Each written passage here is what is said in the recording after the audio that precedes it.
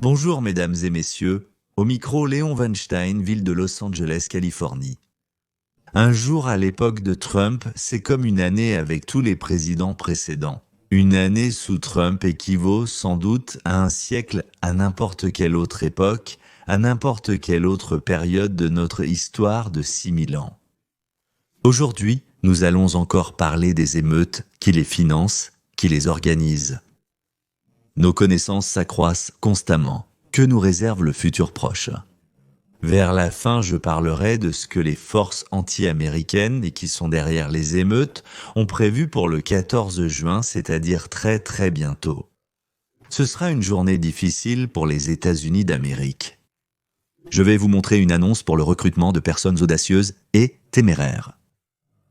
Donc, ça vient de là? C'était une citation tirée de l'annonce des gars pour le commando spécial, le Sonderkommando, en allemand. Donc, les gars seront payés la base à partir de 6 000 $ par semaine et plus. Devinez pourquoi? Eh bien, et aussi à propos de la stupidité totale, de la stupidité absolue du président du Mexique, Claudia Sheinbaum. Si on traduit littéralement en russe, elle s'appelle Klava Luchsveta ou Klava Luchesvetnaya. Je pense que dans le royaume des ténèbres, elle serait Luchesvetnaya, des cartels. Et l'idiote, Klavka qui aboie contre l'Amérique, bon, c'est son affaire. Donc, encore une fois à propos des émeutes, que les démocrates appellent principalement des manifestations pacifiques contre l'expulsion des meurtriers et des violeurs, ainsi que des trafiquants de drogue et des proxénètes qui se trouvent illégalement aux États-Unis d'Amérique. Je dois le répéter. Donc, ce sont principalement des manifestations pacifiques contre l'expulsion des meurtriers, violeurs, des trafiquants de drogue et des proxénètes qui se trouvent illégalement aux États-Unis.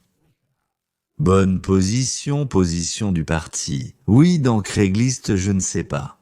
Ceux qui vivent en Amérique du Nord et au Canada savent ce que c'est. Pour les autres, eh bien, c'est comme ça. Je pense que c'est la source Internet la plus populaire, pour ainsi dire, pour les emplois, toutes sortes d'offres d'emploi, la recherche d'emploi là-bas et ce genre de choses. En plus du travail, il y a aussi des choses comme des meubles et des voitures. Eh bien, c'est pour ainsi dire, le guide le plus populaire de ce que l'on peut acheter à Los Angeles. Il est divisé en toutes les régions des États-Unis et du Canada, presque chacun en possède un. Donc, dans ce même Craigslist de Los Angeles, il y a environ 2 mois, des annonces ont commencé à apparaître dans la section « Travail général ». C'est trop incroyable pour être inventé. Et elle disait en ceci: « Nous recrutons un groupe extrême qui est en train de se former. » Le mot « se former » est clairement utilisé pour que la recherche tombe sur les ouvriers du bâtiment. Il y a beaucoup de travaux de construction. Les clandestins et les légaux essaient aussi de trouver du travail. Ensuite, il est écrit « Nous avons besoin de gars courageux et cool ». Là, j'essaie de traduire de l'anglais argotique vers le russe. Pas forcément les plus forts, mais il faut les plus téméraires. Oui, téméraire, c'est probablement le bon mot, oui, c'est intéressant. En fait, c'est juste, ils ont besoin de gars téméraires. Et ensuite, nous les entraînons. Le groupe sera activé sur signal, mais le paiement sera effectué chaque semaine après la fin de l'entraînement, que votre groupe soit activé ou non. Waouh, 6 000 $ et plus. En fait, c'est plus que 6 000 $. Et à votre avis, quelle rémunération propose-t-on aux gars courageux et cool, en plus de ceux qui sont téméraires? Ça commence à 6 000, mais jusqu'où ça peut aller? De 6 à 12 500 000 $ par semaine. Mais qu'est-ce qu'il faut faire pour gagner 12 500 $ par semaine? Et il n'y a même pas besoin d'éducation. Il faut juste être un gars cool, audacieux. Nous avons des nouvelles urgentes. Comment l'histoire se répète-t-elle? Bien sûr, nous savons qu'aucun de ces rebelles, aucun de ces protestataires n'apparaît jamais. C'est évident en soi, ce sont toujours des protestataires et des rebelles payés. Et encore une fois, nous avions absolument raison. Il y a 2 jours, quand j'ai commencé à chercher l'annonce sur IA, je n'ai pas pu la trouver. Parce que d'habitude, ils le publient sous couvert d'une manifestation pacifique, mais cette fois, ils l'ont camouflé dans la section des emplois généraux. Ils cherchaient des ouvriers du bâtiment pour construire un immeuble, apparemment. Mais j'ai pu trouver cette annonce et voici ce qu'elle dit. Voyons cela ensemble. L'annonce est à nouveau camouflée dans la section des travaux généraux. Ils recherchent le gars le plus cool du quartier de Los Angeles. Ils ont besoin d'hommes exceptionnellement endurants et courageux. Pour une nouvelle équipe sur le chantier, la rémunération commence à partir de 6 500 jusqu'à 12 500 $ par semaine. Nous formons une équipe d'élite, les gars les plus costauds de ce quartier. L'unité ne sera déployée que lorsque la situation l'exigera. Mais vous recevrez un salaire chaque semaine, quoi qu'il arrive. Pression élevée, risque élevé, il n'y a pas de place pour l'hésitation. Chose encore plus surprenante, Karen Bass, maire de Los Angeles, est apparue à la télévision en déclarant « Hier soir, je peux vous dire que tout est calme pour le moment, mais nous ne savons pas où et quand auront lieu les prochains raids. » Voilà où est le problème. Les habitants de cette ville disposent d'un réseau de réaction rapide. S'ils voient ICE, ils sortent dans la rue et commencent à protester. C'est-à-dire que la maire Karen Bass confirme en fait qu'il existe une équipe d'intervention rapide. Et la voilà. Continuons avec l'annonce. L'annonce dit aussi « Nous avons besoin de personnes qui ne craquent pas, ne paniquent pas et ne cèdent pas sous la pression. » Et en général, juste des gens géniaux. Mec, la force, la vitesse et l'endurance sont importantes. Mais la stabilité psychologique est primordiale. Si tu n'es pas le plus grand gars de la pièce, mais que c'est vers toi que les gens se tournent quand tout part en vrille, c'est exactement la personne que nous recherchons. Nous recrutons ceux qui sont déjà vraiment forts et prêts à faire face à l'adversité quand c'est nécessaire. Cependant, si nécessaire, nous pouvons apprendre tout ce qu'il faut. Qu'est-ce que nous recherchons? Résilience psychologique. Tu gardes ton sang-froid sous pression, tu ne paniques pas. Courage, tu fais face au danger sans hésiter, tu ne doutes pas. Et cela ne se passe pas seulement en Californie. En fait, cela se passe aussi au Texas. Voici une autre annonce, et voici une annonce publiée pour la ville d'Austin, au Texas. Maintenant, nous savons qu'une autre manifestation a lieu à Tampa, en Floride. Alors, si vous en trouvez une, publiez-la, informez le ministère de la Justice, identifiez les personnes concernées, parce que nous savons que chacun de ces manifestants est payé. À ce jour, on sait que le groupe Socialisme et Libération participent à l'organisation des émeutes à Los Angeles et dans d'autres villes, tant en Californie que dans le reste du pays. Ce sont les mêmes gars qui ont co-organisé les troubles pro-Hamas dans les universités de Columbia, la base à New York. Ils sont financés par Sam lui-même, ou pour ainsi dire, par quelqu'un comme ça. Neville Singham, à moitié indien, à moitié cubain, avec des liens étroits aussi bien avec le Parti démocrate américain qu'avec le Parti communiste chinois. Dans sa jeunesse, il faisait partie du groupe marxiste Jeunesse révolutionnaire noire, sans être lui-même noir. Mais c'est ce que font aussi Kamala Harris et d'autres parents. Ils se font souvent passer pour des minorités populaires. Les émeutes ont été instigées par la maire de Los Angeles, Karen Bass, qui a appelé le peuple à résister. Ensuite, le candidat à la présidence en 2028, le gouverneur de Californie, Gavin Newsom, a annoncé qu'il avait donné l'ordre aux forces de l'État de ne pas interférer avec les émeutiers. Brûler ce que l'incendie, qui a récemment fait rage chez nous, n'a pas encore consumé. Et encore une fois, en réalité, c'est à cause de cette même BAS et de Newsom. Évidemment, lorsque le maire et le gouverneur essaient d'arrêter les forces de police fédérales légalement en place et qu'ils le font à l'aide d'incendies criminels, de pierres, de cocktails Molotov, alors Washington doit absolument réagir. Et Trump a d'abord envoyé à Los Angeles 400 hommes, puis encore un certain nombre là-bas. Au total, hier, il y en avait 2000, et ce nombre continue d'augmenter. Des gardes nationaux, soit il les a déjà envoyés, soit ils sont déjà prêts à venir ici. Et il y a aussi 700 marines prêtes à venir chez nous. Ainsi, Gavin, travaillant sur l'image des candidats à la présidence, a porté plainte contre Trump. Mais en fait, quel pourrait être le problème juridique ? Le juge André Napolitano, analyste judiciaire principal. Bonjour, juge. Nous avons donc plusieurs sources d'autorité. La Constitution dit clairement que le président est le commandant en chef de la milice d'État. Aujourd'hui, il s'agit de la garde nationale. Lorsqu'il s'agit de réprimer une rébellion ou une insurrection, la loi sur la répression des rébellions de 1807 dit la même chose. La loi sur le posse comitatus, qui en latin signifie essentiellement pouvoir du comté, c'est-à-dire le pouvoir des autorités locales, stipule que les militaires ne peuvent pas être utilisés pour le maintien de l'ordre ordinaire, sauf si le gouverneur de l'État en fait la demande appropriée. Donc nous avons différentes lois qui ici se contredisent un peu les unes les autres. Le président peut-il mobiliser la garde nationale lorsque des biens américains, lorsque des biens fédéraux sont menacés ? Oui, c'est précisément pour cela qu'on les mobilise. Que sont les biens fédéraux? Les employés, les personnes sur place sont attaqués. Les militaires de la garde nationale sont-ils formés pour assurer l'ordre public? Non, ce n'est pas le cas. Ils ne savent ni comment arrêter les gens, ni quoi faire lors des interpellations. Donc, leur rôle principal est d'apporter un soutien à ceux qui sont formés pour savoir qui arrêter et comment procéder à une arrestation. Est-ce que Gavin Newsom peut porter plainte? Eh bien, n'importe qui peut porter plainte pour n'importe quoi, bien sûr. Je doute qu'il gagne ici. Je ne pense pas qu'il trouvera un juge fédéral quelque part en Californie qui interdira ce que le président vient tout juste de faire. Tout ce qu'il faut faire, c'est regarder la télévision comme nous le montrons chaque matin. Il est évident qu'une force considérable est nécessaire pour réprimer cette misère. Il est écrit dans la Constitution des États-Unis que, dans certains cas, le président du pays peut fédéraliser.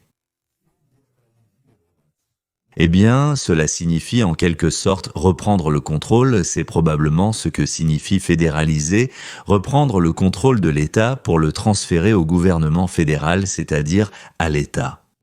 Il peut faire cela avec la milice de l'État. Aujourd'hui, la milice de l'État s'appelle la Garde nationale. Avant, elle portait d'autres noms. Et quels sont ces cas particuliers? Dans la Constitution, il est écrit « émeute et insurrection ». En 1807, une loi a été adoptée pour préciser la disposition concernant les émeutes et les insurrections, appelée la loi sur l'insoumission, la loi sur les insoumis. Je m'excuse, oui, à propos de ceux qui ne se soumettent pas. Voilà. Sur la base de ces explications, Trump a le droit d'envoyer la garde pour aider la police fédérale ou locale et il a le droit d'envoyer l'armée. Les marines, et dans ce cas, protègent les bâtiments et les biens fédéraux ou les forces fédérales. Autrement dit, tout ce qui est de fédéral, ils ont le droit de le protéger, en particulier les bâtiments fédéraux. Et la cible de l'attaque des groupes armés du Parti démocrate, si l'on cherche à savoir à qui il est avantageux qu'il y ait des troubles aux États-Unis, deux candidats apparaissent immédiatement. C'est le Parti démocrate américain et le Parti communiste chinois. Neville Singham, s'il est celui qui finance les émeutes, est lié à l'un comme à l'autre. Mais pour l'instant, comme on dit, cela reste à prouver, ce n'est qu'une supposition. La Chine, après les tarifs de Trump lors de son premier mandat, a répondu avec le Covid à, pour ainsi dire, lâcher sur nous cette charmante maladie appelée Covid. Ils vont essayer de mener une lutte asymétrique, comme on l'appelle, contre nous. Ils ne vont absolument rien craindre. Il y a une semaine, deux scientifiques chinois ont essayé de faire passer à travers la frontière américaine un certain agent pathogène, je vais expliquer maintenant, qui est considéré comme une arme bactériologique capable de causer de graves dommages, disons, au riz, aux céréales et à de nombreuses autres cultures, etc. Eh bien, les céréales, le riz, c'est, pour ainsi dire, une attaque à laquelle il est censé, théoriquement, être destiné, pour frapper, provoquant leur destruction et pouvant potentiellement entraîner des pertes de plusieurs milliards et, eh bien, je dirais, des pénuries alimentaires. Les personnes ayant consommé des aliments contenant ce pathogène auront des nausées, des vomissements, des diarrhées, cela peut entraîner des troubles hormonaux, cela peut être dangereux pour les femmes enceintes, ce qui est aussi très important. C'est-à-dire que les conséquences sont graves, avec un impact sur d'immenses couches de la population. Je pense que la Chine travaille sur de nombreuses options pour répondre à la tentative des États-Unis d'établir des relations commerciales honnêtes dans lesquelles ils devront agir selon les règles et conformément aux accords signés. Et que pense le peuple des manifestations et de qui a raison ? Les républicains, Donald Trump ou les démocrates ? Et Gavin Newsom ainsi que la maire de Los Angeles, Karen Bass. Ils sont sidérés par la popularité de Donald Trump concernant l'immigration.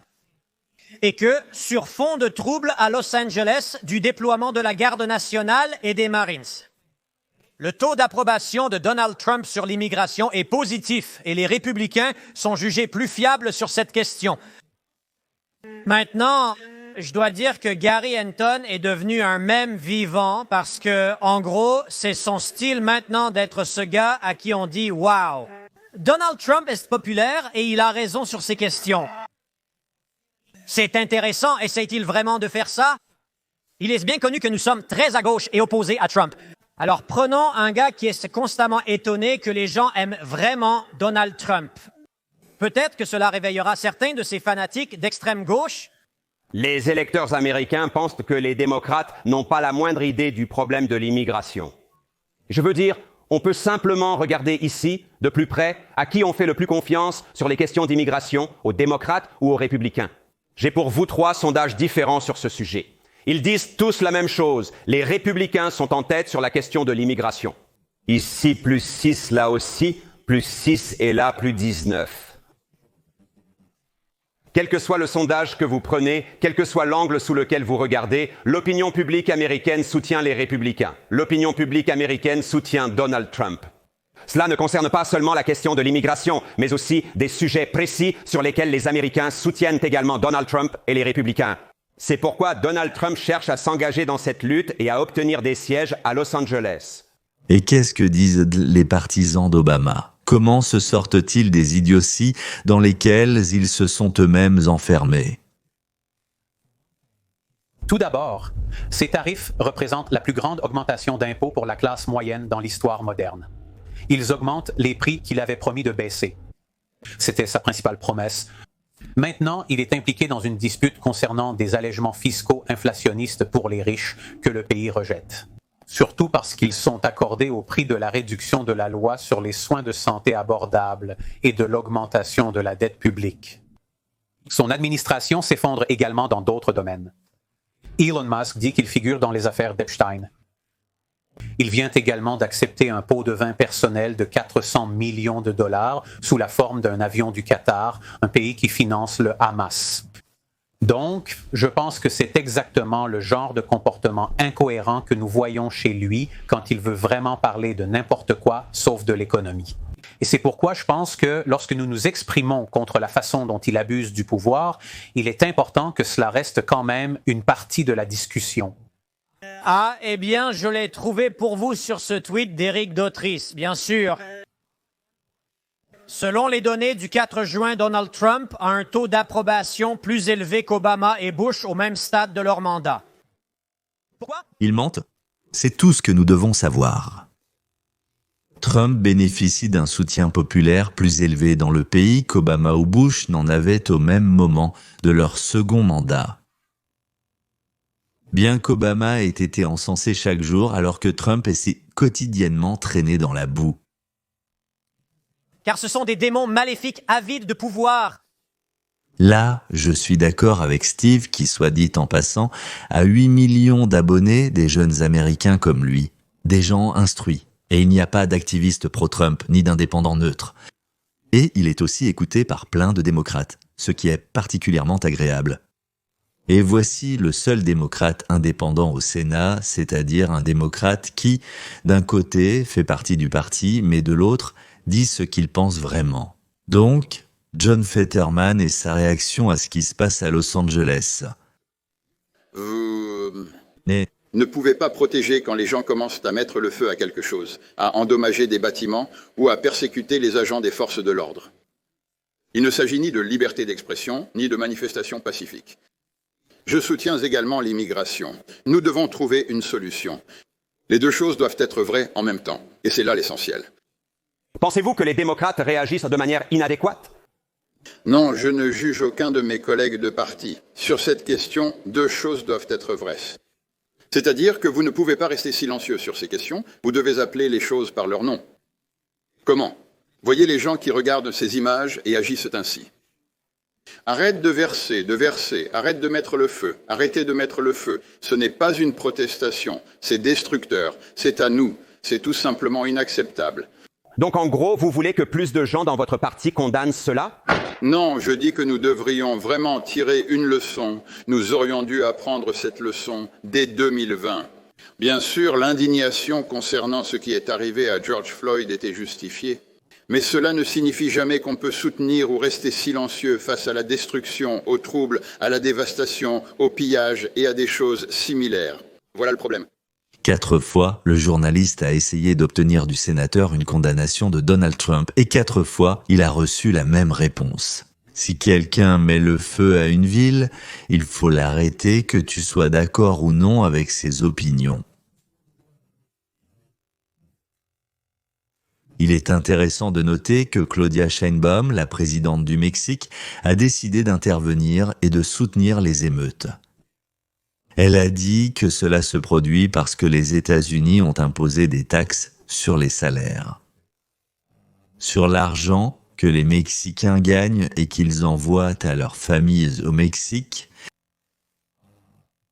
Et maintenant, vous allez entendre Kristi Noem, notre ministre de la Sécurité intérieure, eh bien, le ministère de l'Intérieur, probablement en russe. Je ne sais pas, mais Kristi, pourriez-vous commenter cela? Absolument. En 2020, j'étais gouverneur de l'État voisin de Tim Walz et j'ai vu comment il a laissé sa ville brûler. Le président et moi en avions déjà parlé auparavant et il n'avait pas l'intention de permettre que cela se produise dans une autre ville ou une autre communauté. Parce qu'un mauvais gouverneur a pris une mauvaise décision. Claudia Sheinbaum a appelé à de nouvelles manifestations à Los Angeles, ce que je condamne. Elle ne devrait pas encourager les manifestations violentes actuelles.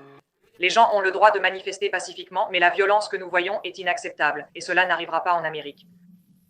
Ce président protège les Américains ordinaires qui veulent chaque jour emmener leurs enfants à l'école en toute sécurité, gérer leur petite entreprise et subvenir aux besoins de leur famille. Ce sont exactement les actions qu'il mène. Il a tous les pouvoirs constitutionnels pour envoyer la garde nationale, selon l'article 10, dans ces communautés et s'assurer que les opérations se déroulent sans accroc, que les forces de l'ordre soient protégées, afin qu'elles puissent continuer à faire leur travail sans craindre d'être blessées, tuées ou humiliées, et pour qu'ils puissent rentrer chez eux auprès de leur famille le soir. C'est pourquoi Je suis fier du président pour avoir activé la garde nationale et envoyé ici des Marines, parce que ces Marines sont formés pour répondre aux besoins de Los Angeles. Et maintenant, la présidente révolutionnaire du Mexique, l'anticapitaliste Claudia. Parce que si nécessaire, nous allons nous mobiliser. Parce que si besoin, nous descendrons dans la rue. Parce que nous ne voulons pas que des taxes soient imposées sur les transferts d'argent de nos compatriotes des États-Unis vers le Mexique. Les États-Unis et le Mexique refusent cette situation. Ces protestations et ces troubles sont bien pires que ce que beaucoup d'entre nous peuvent imaginer. Je considère cette déclaration du président comme inquiétante, surtout compte tenu de la longue histoire des tentatives culturelles de récupérer cette partie des États-Unis. Ceci est un article de Wikipédia intitulé « Reconquista » dont vous avez peut-être entendu parler. Il s'agit, d'après ce que je comprends, des tentatives des Mexicains de récupérer des terres qui, selon eux, leur ont été illégalement prises. Et maintenant, lorsque le président du Mexique qualifie ces rebelles violents en Amérique de héros, cela pousse à la réflexion. Peut-être que ce gars dit vraiment la vérité. Nous reviendrons sur cette histoire, car ce gars explique exactement ce dont nous parlons. Ils ne sont pas ici parce qu'ils sont indignés par la violation des droits procéduraux de la part de l'autre côté, ils sont ici parce qu'ils récupèrent la terre qu'ils estiment qu'on leur a volée. De mon point de vue, dans 20 ou 30 ans, il y aura plus de 50% de latinos en Californie. Et ils éliront un gouverneur latino, une assemblée latino, eh bien, ce sera un congrès rempli de républicains, je parle du congrès local, pour ainsi dire. Oui, les Mexicains peuvent la voter, se séparer des États-Unis et devenir indépendants, ou bien s'unir au Mexique. Donc, d'ici l'an 2050, des problèmes de ce genre pourraient surgir non seulement en Europe, mais aussi aux États-Unis d'Amérique. À nos shérifs, à nos chefs de département de police, je ne sais pas comment dire en russe, il vaudrait même mieux dire aux services de police, cela ne plaît pas du tout, vraiment pas.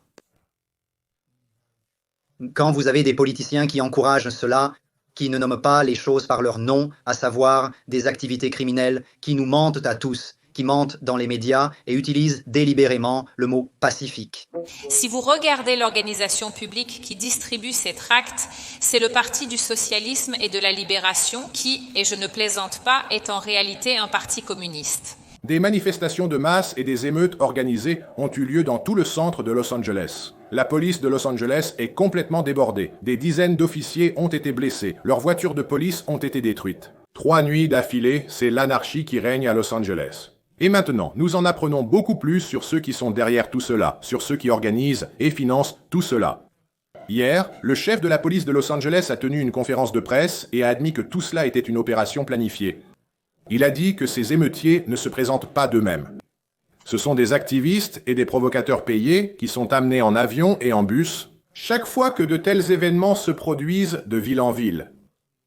Regardez ce qu'il a dit. Ils portent des sweats à capuche et des masques. Ces personnes font cela, échappent constamment à la responsabilité, font tout ce qu'elles peuvent, passant d'un cas de trouble civil à un autre, utilisant souvent les mêmes ou des tactiques similaires, et elles sont liées entre elles. Certains les appellent des anarchistes ou autrement, mais ce sont des gens auxquels nous sommes régulièrement confrontés de ville en ville, et c'est ce qu'ils font.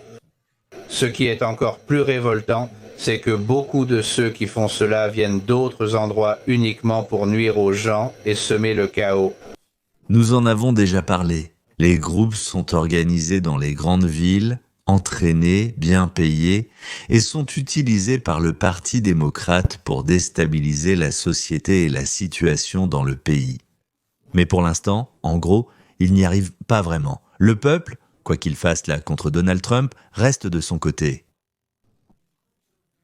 Ces groupes sont très bien organisés et bien financés. La maire de Los Angeles, Karen Bass, a accidentellement admis hier à l'antenne que ces personnes disposent d'un certain réseau d'intervention rapide, des forces de réaction rapide, qu'ils envoient à chaque fois qu'on essaie de délivrer l'un de leurs mandats d'arrêt pour crimes graves. Les manifestants rencontrent et encerclent les clandestins, apprenant leurs opérations et les protégeant contre une menace inconnue. Le texte semble incomplet. Les prévient? Comment savent-ils ce qui se passe? Incroyable, regardez. C'est arrivé la nuit dernière. Je vais vous dire que tout est calme pour l'instant, mais nous ne savons pas où et quand auront lieu les prochains raids. C'est là que réside le problème, car les habitants de la ville disposent d'un réseau de réaction rapide. S'ils voient un ICE, ils sortent et protestent. C'est une recette pour le chaos, dont on n'a nullement besoin. Il ne se passait rien ici. À Los Angeles, tout était calme jusqu'à vendredi. Quand nous saurons où et quand auront lieu... Les autres raids? Hier, 13 personnes ont été prises sur le fait en direct alors qu'elles observaient des hommes dans un camion noir s'approcher du centre de ces manifestations, de ces protestations. D'habitude, les voitures ne peuvent pas simplement traverser ces manifestants. Cependant, ce véhicule noir s'est approché directement du centre, a déchargé un lot d'équipements, des visières de protection bionique pour le visage, qui ont été immédiatement distribués à tous les manifestants. Fox affirme que ce n'est pas quelque chose que l'on peut simplement acheter en gros. Regardez, ils ont dégagé la chaussée Santin. Peut-être qu'ils ne sont plus là, mais il y a déjà beaucoup de monde là-bas. Ils n'ont pas été surpris par la foule réunie ici. Je veux dire, c'était une excellente prise que nous avons eue. Ces gens et votre caméraman vient de nous donner un excellent plan. Le colis qu'ils ont abandonné marqué de... la marque de ces masques. Je veux dire, ce n'est pas quelque chose... Merci d'avoir remarqué ça, là-bas. Il semble que ça s'appelle un bouclier bionique. Je veux dire, ce n'est pas le genre de choses que vous achetez en gros, à moins que vous ne prévoyiez d'en faire quelque chose. Monsieur, et le fait qu'il les distribue littéralement comme des bonbons à tout le monde montre que ces gens prévoient probablement de rester ici longtemps. Nous allons maintenant découvrir qui est derrière tout ça, qui finance et organise ces événements. J'espère que vous êtes assis. La députée Anna Paulina Luna, présidente du comité de surveillance et de responsabilité de la Chambre des représentants, révèle l'un des groupes derrière tout cela et leur projet futur, déclarant que le samedi 14 juin dans 4 jours sera l'événement principal. Selon elle, c'est à ce moment-là qu'un plan de plus grande ampleur sera lancé. Qui se cache derrière tous ces troubles insensés à Los Angeles et ceux qui vont se propager à travers tout le pays? Vous souvenez-vous de l'ambiance pendant l'été de l'amour et de qui avait organisé cet événement? C'est un homme du nom de Neville Sinkrem qui s'occupe précisément de cela. Il finance tout cela. Il est devenu riche en diffusant la propagande communiste chinoise et il est devenu milliardaire grâce à cela. Maintenant, c'est lui qui finance et qui est derrière toutes ces manifestations. Il a aussi été impliqué dans les protestations à l'Université Columbia en promouvant ces absurdités. Si vous vous souvenez, si vous regardez l'organisation sociale qui distribue ces tracts, c'est le Parti pour le socialisme et la libération, qui, et je ne plaisante pas, est un véritable parti communiste. Alors ils utilisent les latino-américains, les immigrés illégaux, ils essaient d'exciter les gens en faisant semblant de s'en soucier, mais en réalité, ils s'en fichent complètement. Nous savons que chacun de ces manifestants est payé. Et cela signifie que la plupart des émeutes violentes que nous voyons à Los Angeles ont été achetées et payées par nous, les contribuables américains. Merci à l'administration Biden. D'ailleurs, personne n'en parle jamais non plus. Et qu'en est-il de tous les dégâts dans le centre de Los Angeles? Combien d'argent ces gens causent-ils en dommages? Qui va payer pour la réparation et la restauration de tout cela, pour tout reconstruire à nouveau? C'est nous qui allons le faire. Pendant des années, ils ont persécuté et jugé les Américains présents le 6 janvier, les tenant tous pour responsables. Ces personnes ont reçu de longues peines de prison. On les a tenus pour responsables, mais nous ne voyons jamais personne tenu pour responsable des émeutes. L'été de l'amour, 2020, aucune responsabilité.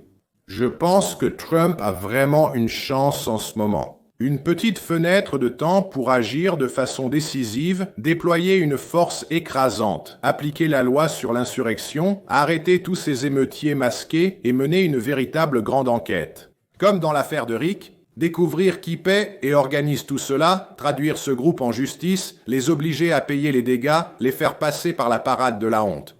Exactement. Les retrouver et les obliger à payer jusqu'au dernier centime pour les dégâts, pour le temps utilisé par la police, pour le coût, oui, pour le déploiement de 2000 gardes, 700 marines, il y aura encore plus de gardes. Qu'ils paient pour encore plus, pour les voitures renversées, pour les magasins pillés. Une fois, il faut les obliger à tout payer et à aller en prison, que tout le monde aille en prison, pour longtemps. La prochaine fois, ils réfléchiront tous, peut-être même 12 fois. Nous savons que ces grands milliardaires de gauche financent de nombreuses organisations non gouvernementales de ce type. Soros, Reid Hoffman. Je ne dis pas qu'ils sont directement impliqués là-dedans, mais ils financent vraiment beaucoup de ces organisations non gouvernementales, quelqu'un s'en occupe, quelqu'un paie pour ça. Le président Trump a envoyé la nuit dernière 2000 soldats supplémentaires de la garde nationale à Los Angeles, portant le nombre total à plus de 4000. Il a également 700 marines en état d'alerte au cas où cela serait nécessaire. Hier, il a publié un VEX. Nous avons pris une excellente décision en envoyant la garde nationale pour lutter contre les émeutes violentes provoquées en Californie. Si nous ne l'avions pas fait, Los Angeles aurait été complètement détruite. Le gouverneur extrêmement incompétent, Gavin Newsom, et la maire Karen Bass auraient dû dire « Merci, président Trump, vous êtes tellement remarquable. Sans vous, nous ne serions rien, monsieur. » Au lieu de cela, ils mentent aux Californiens et à tous les Américains en prétendant que nous n'étions pas nécessaires et qu'il s'agissait de manifestations pacifiques. Il suffit de regarder les photos et les vidéos de violence et de destruction pour comprendre tout ce qu'il faut savoir. Nous ferons toujours tout ce qui est nécessaire pour assurer la sécurité de nos citoyens afin de rendre l'Amérique à nouveau grande ensemble. Pendant ce temps, les médias traditionnels continuent de nous convaincre que ces manifestations sont principalement pacifiques. En réalité, c'est même devenu risible maintenant. Ils pensent que nous sommes si stupides. Et, vous savez, si Elon Musk n'avait pas acheté X, peut-être que cette manipulation aurait vraiment fonctionné.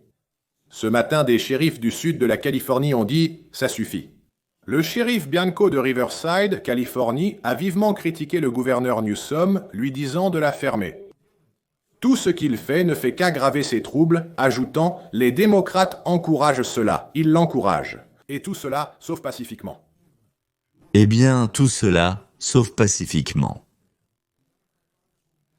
la députée démocrate Maxine Waters tient une conférence de presse pour déclarer aux Américains que les vidéos et les messages que vous voyez sont des faux. Selon elle, ce ne sont que de fausses informations bon marché. Qu'il n'y a aucune violence, qu'il n'y a pas d'incendie, qu'aucune voiture ne brûle, que personne n'est incendié, que personne n'a été blessé, qu'elle était sur les lieux et que tout était paisible. Ne croyez pas vos yeux menteurs. Oui, c'est vrai. Elle l'a vraiment dit aujourd'hui. Regardez, personne n'a été... Fusillé, personne n'a été tué. Souvenez-vous de cela.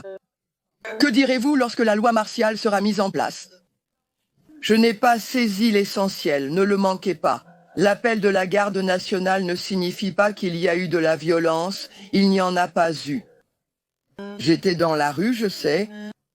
Je suis sorti du centre de rétention temporaire pour retourner dans le quartier et parler avec les gens. Qu'est-ce qui s'est passé à Paramount? Qu'est-ce qui s'est passé à Compton? Qu'est-ce qui s'est passé à Inglewood? Alors, tout d'abord, faites-vous votre propre opinion et ne vous fiez pas seulement à ce qu'on vous dit ou aux quelques cas que vous avez vus. Et cette femme représente la Californie, la 43e circonscription de Californie qui se trouve à Los Angeles.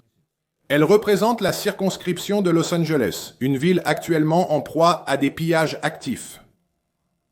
C'est de la pure folie et ce n'est pas n'importe quel député. Maxine Waters fait partie de la direction. Ensuite, pose une question que je me pose à moi-même et à vous, messieurs, depuis déjà pas mal de temps. À votre avis, pourquoi se battent-ils avec autant de férocité pour que ces troubles continuent? Ils doivent bien comprendre que ce n'est pas populaire et que tout le monde sait qu'on nous mène en bateau. Tout le monde voit ce qui se passe réellement. Alors pourquoi font-ils cela? Pourquoi soutiennent-ils tout cela? On dirait vraiment qu'ils ne veulent pas qu'ICE soit à Los Angeles, comme s'il y avait quelque chose d'important là-bas qu'ils essaient de protéger. Si ICE y arrive, ils le trouveront, ils le détruiront. Qu'est-ce que c'est? N'est-ce pas, RJ? Alors, pourquoi une telle résistance? Pourquoi se battent-ils autant pour cette décision impopulaire de protéger les criminels contre l'expulsion? Pourquoi? Eh bien, selon les données des fédéraux, la prochaine phase de ces émeutes est prévue pour le 14 juin. Et ils préparaient aussi quelque chose au cas où Trump gagnerait. Au début, quand Trump a gagné, on s'attendait à ce que les émeutes éclatent immédiatement. Non, quelque chose n'a pas fonctionné pour eux, soit le pays était prêt, mais ça n'a pas marché. Mais maintenant, ils ont, pour ainsi dire, désigné, ils attendaient un certain déclencheur, comme on dit, il y a eu un déclencheur. Des raids, c'est-à-dire ces polices spéciales à Los Angeles. À Los Angeles, 10% de Los Angeles où vivent plus de 10 millions de personnes. Messieurs, ce sont des clandestins. Et en plus de cela, je pense qu'il y a encore quelques millions de personnes qui, disons, sont plus ou moins légalement chez nous. D'accord, donc Trump a gagné. Et ce qu'il préparait, ils le mettent en place maintenant. Et le point culminant, au moins à ce stade, c'est le 14 juin. La question est de savoir à quel point l'ampleur, l'envergure et la portée des opérations visant à faire respecter la législation sur l'immigration à Los Angeles étaient inhabituelles et sans précédent. En commençant d'ici, de ce Home Depot à Cypress Park vers 7h, 7h15, 7h30 du matin un vendredi. Pourquoi ont-ils spécifiquement mené à ces protestations? Dans l'ensemble, Los Angeles est ce qu'on appelle une ville où les minorités forment la majorité. Dans un État où les minorités forment aussi la majorité, à Los Angeles, les personnes de couleur sont maintenant plus nombreuses que les Blancs et beaucoup sont sans papier. Selon certaines estimations, 10% de la population du comté de Los Angeles, l'un des plus grands comtés et le plus peuplé des États-Unis, n'a pas de papier. Cela pourrait concerner jusqu'à 1 million d'individus. À la Maison-Blanche, messieurs, nous avons un président fort et déterminé. La ministre de l'Intérieur, Kristi Noem, a été une excellente gouverneure et sait diriger. Quant aux gardes nationaux, eh bien, je pense qu'il y en a assez pour tous les foyers de troubles que les démocrates essaieront d'allumer. Mais tout de même, la démocratie politique est une mauvaise organisation de la société. Un système meilleur a déjà été inventé. Ça s'appelle la démocratie de marché. Je vais expliquer brièvement. Et il combine le meilleur de ce qu'il y a dans le marché libre et dans cette démocratie où tu choisis un manager pour diriger un secteur et non pas un gouverneur pour te diriger toi. Ce n'est pas Marx, le fondateur des réformes sociales, ni Thomas Paine, le père de notre déclaration d'indépendance, le fondateur de ce que nous appelons aujourd'hui le capitalisme moderne. C'est quelque chose qui a été créé dans la seconde moitié du XXe siècle aux États-Unis à l'Institut de l'entreprise libre par une personne absolument géniale. Andrew Ossif Gallenbach, et il a décrit ceci. Cela s'appelle c'est-à-dire la science de l'interaction des êtres dotés de liberté de choix, de liberté de volonté. Plutôt, oui, voilà. Et d'ailleurs, sur une chaîne séparée, une chaîne qui s'appelle Carte routière vers la liberté, je parle beaucoup de cela et de ce système, de la façon dont il est construit, des sources et de choses similaires. Ce qui, bien sûr, représente l'avenir au minimum des États-Unis d'Amérique et peut-être, j'espère, du monde entier. En tout cas, mesdames et messieurs, terminons ici pour l'instant. On peut dire qu'il y a déjà environ 4000 membres de la Garde nationale en route ou envoyés à Los Angeles. Je pense que ce nombre nous suffira. Eh bien, nous verrons. Mais comme je l'ai déjà dit, attendons le 14 juin et voyons ce qui va se passer.